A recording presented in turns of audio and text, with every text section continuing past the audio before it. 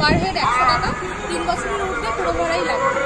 তো আমরা টিকিট কেটেছি, এখন টাইম হচ্ছে 7টা, আমাদের 5 মিনিট আগে আসতে হবে। আপাতত আমরা চলো বাকিটা ঘুরে রেখে তারপরে আমরা আসবো।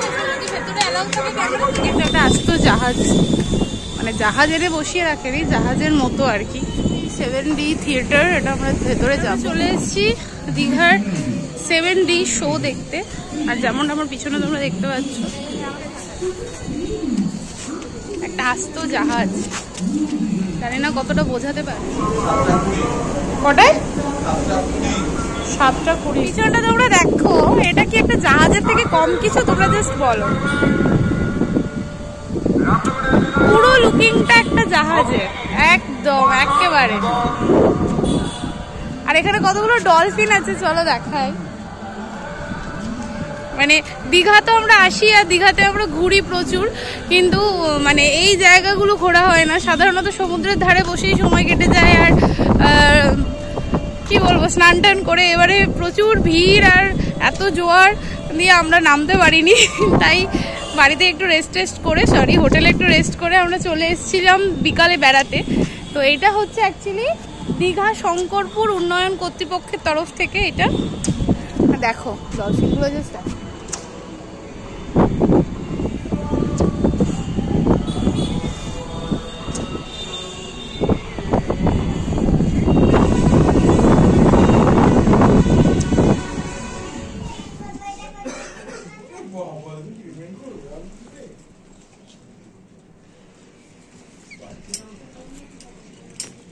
খুব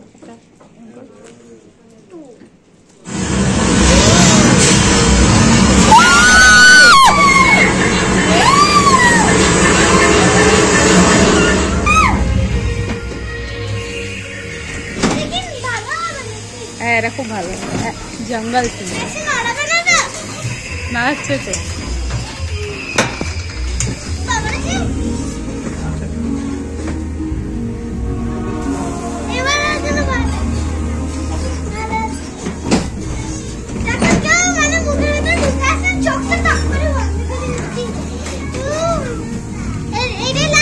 হ্যাঁ এটাই লাস্ট।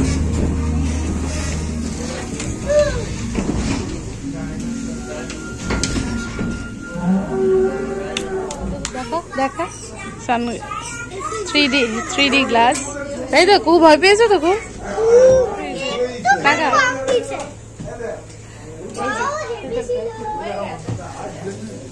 সিটগুলো যা ওপর নিচ করছিল বাবা রে, আবার ওপর থেকে স্প্রে হচ্ছিল, সামনে থেকে বাবলস আসছিল, বিরাট কিছু ব্যাপার।